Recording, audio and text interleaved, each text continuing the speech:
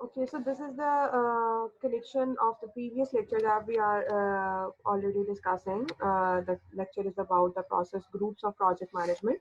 So we were talking about pre-initiation tasks. Or pre-initiation tasks के अंदर we are talking about scope, goals, objectives of any project that we are going to start because we are talking about pre-initiation or initiation. So senior managers often perform several pre-initiation tasks and in which you can talk about scope, time, cost constraint for the project, identify the project sponsors, select the project managers, develop a business case for a project, meet with the project manager to review the process and expectations for managing the project, determine if the project should be divided into two or more smaller projects. So as you have already discussed or as you have already know about the software development life cycle, and in that life cycle, we used to start with the problem identification phase or that problem identification phase, and then after that we are going to discuss we used to discuss about requirement engineering or requirement gathering. So you can relate that software development life cycle with this project process groups, or you can say that these things that you can see, you can talk about project sponsors, or you can talk about project stakeholders and project stakeholder management, project managers, business case for a project, meet with the project manager to review the process. So you can talk about a whole the whole scenario of project initiation, or you can talk about these tasks that you have to be completed before the next process group starts. So in this initiation phase, the knowledge areas that are going to be covered is project integration management and project stakeholder management. So knowledge area that is going to be covered project integration management. In it is elaborated that initiating process is necessary, and project integration management के अंदर जो initiation हो रही है वो हो रही है develop project charter. प्रोजेक्ट का चार्टर जो है वो बिल्ड किया जा रहा है. मैंने आप लोगों को इसी के जो सीक्वल ऑफ द लेक्चर है उसके अंदर अभी मैंने बात की थी कि जो चार्टर है उसके अंदर वो सब की सब चीज़ें मेंशन की जाती हैं जो कि ऑलमोस्ट यहाँ पर मेंशन हुई भी हैं. स्कोप मेंशन होता है, टाइम मेंशन होता है, कॉस्ट कंस्ट्रेंट्स, ये सारी की सारी चीज़ें जो है ये आपके कंस्ट्रेंट्स के अंदर आते हैं, चार्टर के अंदर आती हैं सारी. प्रोजेक्ट स्टेक होल्डर मैनेजमेंट जो है उसके अंदर आपने क्या करना है, आपने अपने स्टेक होल्डर्स को आइडेंटिफाई करना है और उन स्टेक होल्डर्स के साथ ही आपने जो है उनके बारे में इंफॉर्मेशन, उनके बारे में सारी डॉक्यूमेंटेशन, उनकी रिक्वायरमेंट्स, ये सब की सब चीज़ें जो है वो क्लियर होनी है. प्रोजेक्ट चार्टर के अंदर जो आपने इनिशिएट करते हुए जो आपके प्रोसेस आउटपुट्स आएंगे वो क्या आएंगे, project charter assumption and log. मतलब एक पूरा चार्टर अजम्पशन या एक जो चार्टर की डिटेलिंग है या एक जो लॉग है, जो आपका डेटा है, वो सारा का सारा यहाँ पर पुट इन हो जाएगा. स्टेक होल्डर आइडेंटिफिकेशन में क्या आ रहा है, stakeholder register, change request, project management plan update, project document updates, ये सारी की सारी चीज़ें आ जाएंगी. As I already told you कि मैं आपको कोई ना कोई एक प्रोजेक्ट चार्टर दिखाने की भी कोशिश करूंगी, तो आई होप कि आपको ये दिख जाए. Let me check it.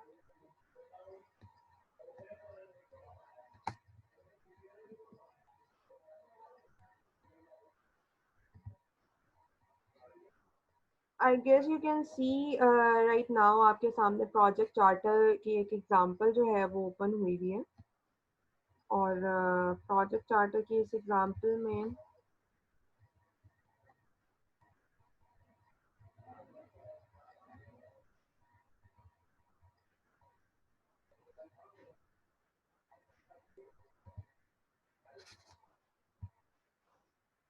this one, I hope you can see this.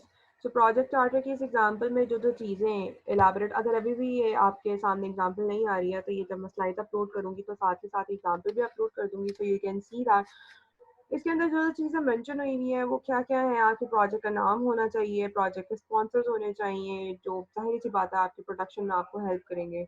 Date of project approval जो है वो इसके अंदर मेंशन हुई हुई है, और प्रोजेक्ट मैनेजर्स हैं, लास्ट रिविजन डेट है.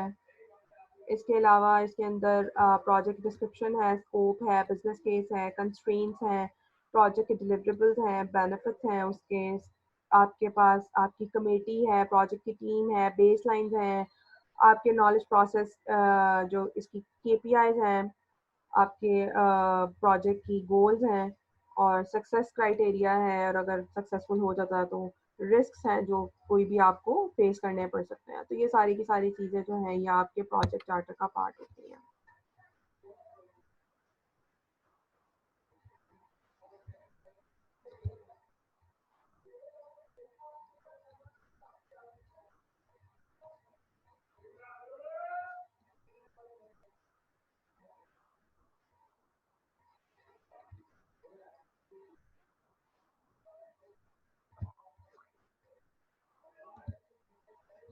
ओके।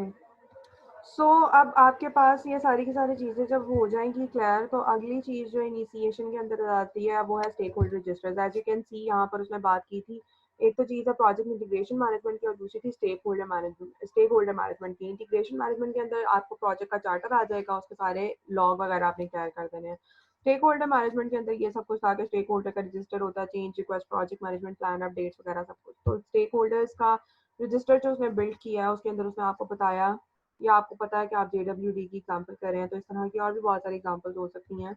नेम आ जाएगा आपके स्टेक होल्डर्स का, उनकी पोजीशन क्या है, आपको पता है CEO, डायरेक्टर, कंसल्टेंट, एनालिस्ट, ये सब के सब आपके स्टेक होल्डर्स होते हैं प्रोजेक्ट का। इंटरनल और एक्सटर्नल है, ये पता चल जाएगा कि आपके ऑर्गेनाइजेशन के हैं, ऑर्गेनाइजेशन के बाहर के हैं। प्रोजेक्ट का रोल, प्रोजेक्ट के अंदर उनका रोल क्या है ये पता चल जाएगा, और उनकी कॉन्टैक्ट इन्फॉर्मेशन आ जाएगी। तो ये सारी की सारी आज चीज़ें जो है ये आपके स्टेक होल्डर रजिस्टर्स बन जाएंगे। अगली चीज जो आ जाएगी वो है आपका stakeholder management strategy. Stakeholder management की स्ट्रेटजी के अंदर आपके नेम्स हैं, उसी तरह से लेवल ऑफ इंटरेस्ट उनका क्या है वो पता चल जाएगा, लेवल ऑफ इन्फ्लुएंस उनका क्या है ये पता चल जाएगा, पोटेंशियल मैनेजमेंट स्ट्रेटजीज पता चल जाएंगी। जैसे मैं यहाँ पर एक जो फ्लेमिंग की एग्जांपल दी है, वो कह रहा है कि जो likes to stay on top of key projects and make money, have a lot of short face-to-face meetings and focus on achieving the financial benefits of the project। जो भी उनकी लाइक्स या जो भी उनका इन्फ्लुएंस है आपके प्रोजेक्ट के ऊपर, वो पता चल जाएगा आपको आपके स्टेक होल्डर मैनेजमेंट स्ट्रेटजी के अंदर। अगली चीज जो है वो कह रहा है कि ड्राफ्टिंग द प्रोजेक्ट चार्टर। ये मैंने आपको ऑलरेडी एग्जांपल दे दी है कि आपको प्रोजेक्ट चार्टर बिल्ड कर लेना है। Holding a project kick off meeting एक रख लेनी है, और किक ऑफ मीटिंग के अंदर जो भी चीजें डिसाइड होंगी वो आपने एक टेम्पलेट डिसाइड करके उसके अंदर आपने बना लेना है। किक ऑफ मीटिंग के अंदर it's a good practice to hold a kick off meeting and the beginning of project that stakeholders can meet each other, review the goals of the project and discuss future plan. Kick off meeting का template ये दिया है। As you can सी कि यहाँ पर उसने date of meeting लिखी हुई है, प्रोजेक्ट का नाम लिख दिया हुआ है, मीटिंग ऑब्जेक्टिव्स के क्यों किक ऑफ मीटिंग हेल्ड की गई है उसका रीजन रख दिया है, एजेंडा है आपके पास आपके किक ऑफ मीटिंग का। उसके बाद आपने क्या क्या एक्शन आइटम्स किए, उसको किसको असाइन किया, क्या ड्यू डेट रखी है, सारा कुछ आपका किक ऑफ मीटिंग का एजेंडा जो है वो यहाँ पर इस तरह से डिस्कस हो जाएगा। Next thing is project planning. Project planning is the next phase of project initiation. In project planning, what you are going to discuss is the main purpose of project planning is to guide execution. As you know that the very next phase of project planning is project execution. So you have to guide all the stakeholders or all the direct consultant of your project that how you are going to execute your project. Every knowledge area include planning information. As you already know that you have to plan each and everything before starting the project.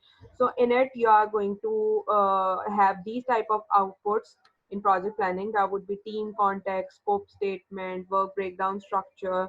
That can be in the form of a Gantt chart or something.